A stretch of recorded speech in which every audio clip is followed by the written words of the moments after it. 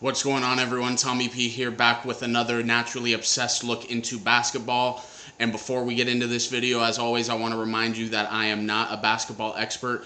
I'm just a fan who's naturally obsessed. And today we are going to be talking about where my mindset is with the Phoenix Suns while they're currently tied 2-2 with the New Orleans Pelicans in a series that, first and foremost, before we get into where I'm at, give you the facts.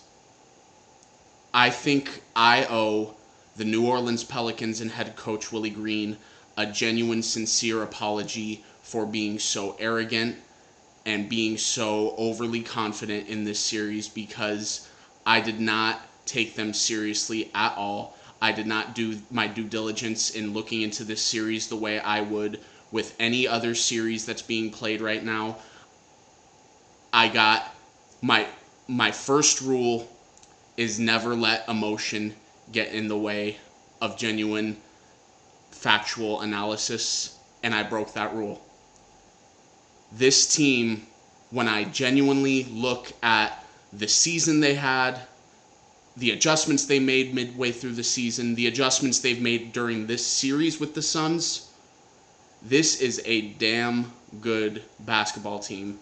Very young, very unpolished, but the talent they have, the skill, it's just, I feel embarrassed. I'm not going to lie to you. I feel very embarrassed that I did not take them seriously, because Jose Alvarado, Herb Jones, two young rookie defensive studs.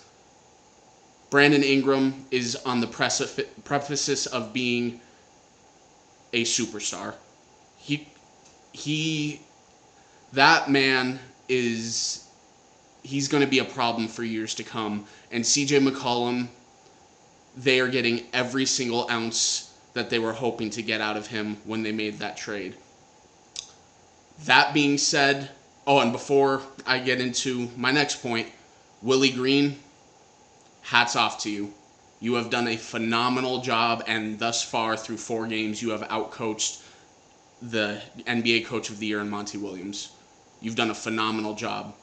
That being said, I'm going to tell you why, despite all this, despite the Phoenix Suns looking damn near unrecognizable, I am still not worried, but I do have one thing that I am slightly nervous about. And what is that? I am slightly nervous that if the Pelicans win Game 5 and the Phoenix Suns find themselves in a win-or-go-home situation in Game 6, that they're going to have to bring Devin Booker back before he's ready and risk not only re-aggravating it, but what if it's worse? And what if we manage to get by the Pelicans and we're without him for round 2? Other than that, I'm still in a Suns in 6 mentality, and that's still ring season here in Phoenix. So what I'm going to do, I want to get into the facts with you, what I'm seeing. I went back, I rewatched games 2, 3, and 4. I took very honest, thorough notes. And what I'm going to do, I want to read to you the notes I took word for word. That way my thoughts aren't all over the place. I just give you factual evidence that I'm seeing. And please let me know in the comments down below whether or not you agree. If you have any suggestions you think they should make, I would love to hear it. But first off, the key problems we're seeing so far: the Suns are allowing way too many offensive rebounds, and they've missed way too many three-point attempts, especially in the last 2 games. In the regular season, the Phoenix Suns were 9th in the NBA with a 36% three-point percentage. So far, through 4 games in the playoffs, they're shooting 29%, which is the second worst among the 16 playoff teams. The Pelicans are doing a really good job of guarding the perimeter, but the Phoenix Suns are also missing wide open opportunities. That's very uncharacteristic of them. And they're allowing, I mentioned the offensive rebounds, they're currently allowing 18 second chance points per game, which is the worst among playoff teams. 18 second chance points per game, which is the worst of all 16 playoff teams. And in the regular season, they only allowed 14. 4 points is a big difference. It's a huge difference. It can be what determines the outcome of a game. And last but not least, the free throw discrepancies. It wasn't as big of a problem in Game 3. There was a discrepancy there, quite large from usual NBA standards. But Game 4 is where the huge discrepancy came in, which is the Pelicans shot 42 free throws, the Suns 15. And if you were watching Game 3, a game the Phoenix Suns won, JaVale McGee got fouled almost every time he went to attack in the paint, and they didn't call it. I can't tell you how many times I saw JaVale McGee get hit in the chest, swatted at, no calls. No calls. Which is why I 100% support Coach Monty Williams in getting that technical foul he got in Game 4 and calling out the officiating in his post-game press conference, because it's just ridiculous. And I don't want anyone to get it twisted. I am not saying officiating is why the Suns lost that game. I have 5-6 reasons before the officiating. I think if the free throw discrepancy was half of what it was, the Suns still lose that game. So I don't want to be one of those people that says officiating, but it's a problem. It's a clear problem that needs to be looked at and adjusted on the officiating side. It just does.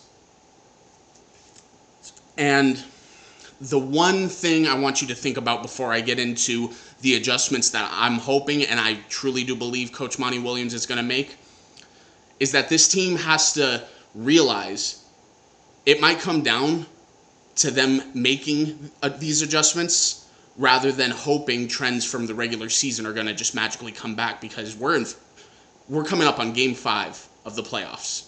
And so far through 4 games, you are uncharacteristically not the same team that you've been for all 82 regular season games.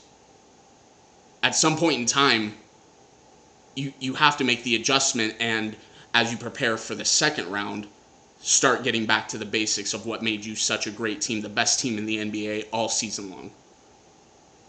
So the adjustments I'm hoping, these are the notes that I'm going to read to you word for word. So the first thing I think the Suns need to do is blitz Brandon Ingram. Jay Crowder's not getting it done. It went well in Game 1. Jay Crowder did a very, very good job defensively against Brandon Ingram in Game 1. But since then, he hasn't done a great job at all. The Suns, though, they've let Ingram get too comfortable in his spots. Ingram is a guy who can get his mid-range off almost anyone, whether that's in the middle of the court or working alongside the baseline. And if you watch the film, the Suns have been letting him get to his spots way too easily, especially off of screens. You know what I mean? Hard hedging and blitzing Ingram, at least random here or there, it will keep him honest. It'll keep him from turning the corner and facing the hoop.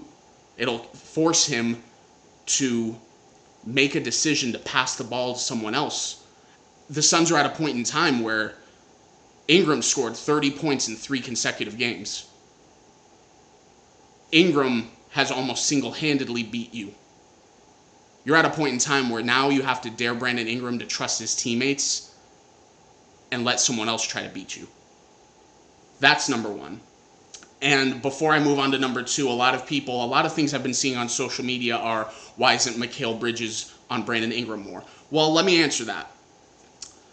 If you look at his defensive numbers, Mikal Bridges is without a doubt a top 5 defensive player in this league.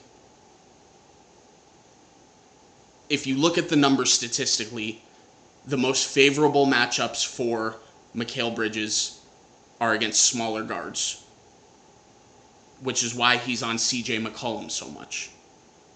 He has switched here and there, but at this point in time, CJ McCollum isn't going to beat you.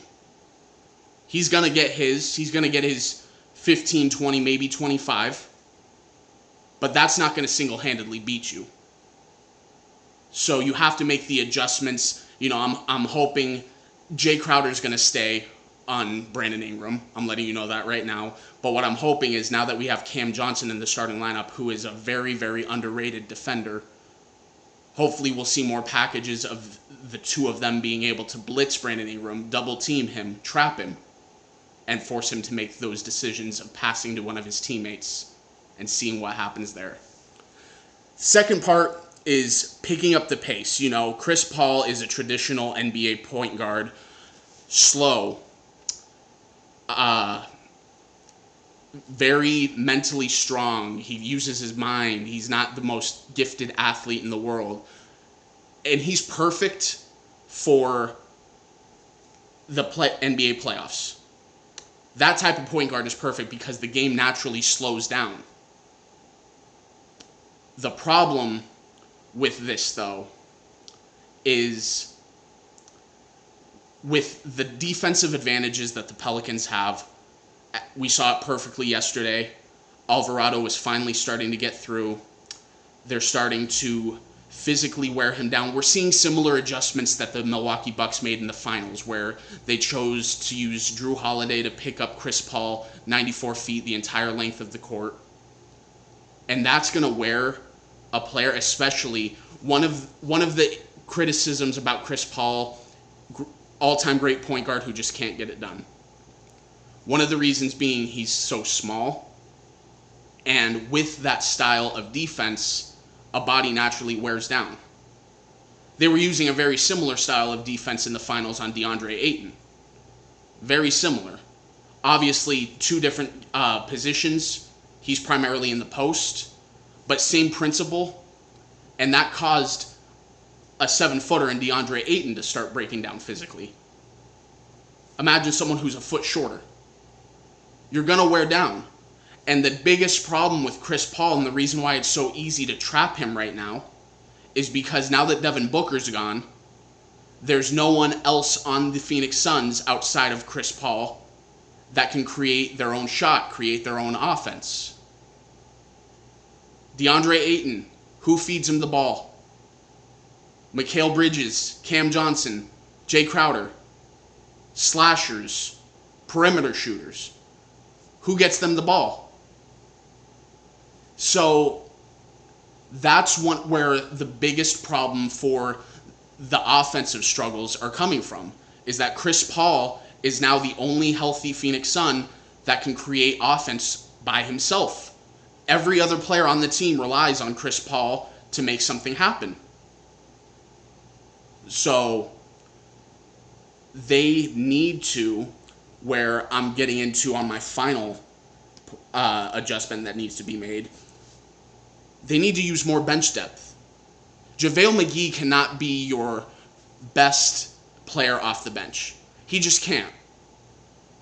Cam Payne, Torrey Craig, Landry Shamet had an okay game 4, but he's been purely inconsistent, and he was that all regular season as well. He had a pretty good post All-Star break, but if you look at his year as a whole, very inconsistent.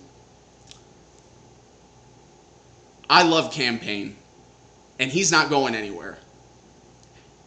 We move on to the second round. Cam Payne is going to be the backup point guard. But for right now, I'm not saying you bench Cam Payne because he is important. Despite his struggles that he's going through right now, he is utterly important to the success of this basketball team. But you need to give Aaron Holiday a run. Aaron Holiday is obviously no Chris Paul. I think he's a notch below Cam Payne, but he can facilitate this offense to a certain extent. He can give you three-point shooting. He can give you the speed that's on par with Cam Payne. And if you want to throw them through a loop, one of the reasons why I think these adjustments are coming so easily for the Pelicans is Willie Green was Monty Williams' right-hand man here in Phoenix for 2 years. I put a lot of last year's playoff run on him because during the Lakers series, it was Willie Green who urged Monty Williams to pick up the pace. Pick up the pace of basketball. Cam Payne had a breakout postseason. The Los Angeles Lakers had absolutely no answer for him. He was huge in the Suns overcoming that 2-1 deficit. He was huge in the series against the Clippers. Willie Green knows Monty Williams' system inside and out. He knows these players inside and out. That's why it's so much easier for him to come up with these adjustments, because he goes, last year in the finals, this is what they did to Chris, and I know any NBA coach can watch film and figure that, but he has hands-on experience and knows what Chris Paul had to deal with in the locker room when he was breaking down, probably having to ice his knees, heating pads, showing up the next day to practice worn out. He knows he has an inside look at what that sort of adjustment made to the detriment of the Phoenix Suns. So Willie Green has an advantage that no other active NBA head coach has, and that's inside information on the Phoenix Suns and the Phoenix Suns players. So here's my last little feedback of adjustments that's a little outside the box, but I think it's worth a shot. If you want to throw a weird lineup out there, why not give Ish Wainwright a peek? You're going to suffer a little bit offensively, but you could go with a small ball lineup that has the ability to get a little more physical on defense. And he also has the ability to help push the pace of that offense. I think it's entirely possible that we see more Aaron Holiday and Ish Wainwright throughout the rest of this series. And to wrap it up, I just want to say, I've said this in a previous video, but I'm going to say it again now because I believe it even more now than I did then. It's a 3-game series now. Suns have home court. At this point in time, who are you going to trust more when it comes to making the right adjustment to win this series? Willie Green or Monty Williams? I'm going Monty Williams every day that ends in Y. And I am not the least bit worried right now that the Suns are going to blow this. The Suns are going to win this series, get Devin Booker back, and they're going to make their run to the finals where they're going to win. Watch. Thanks for watching, guys. Please like, subscribe, and comment. I'll see you next time.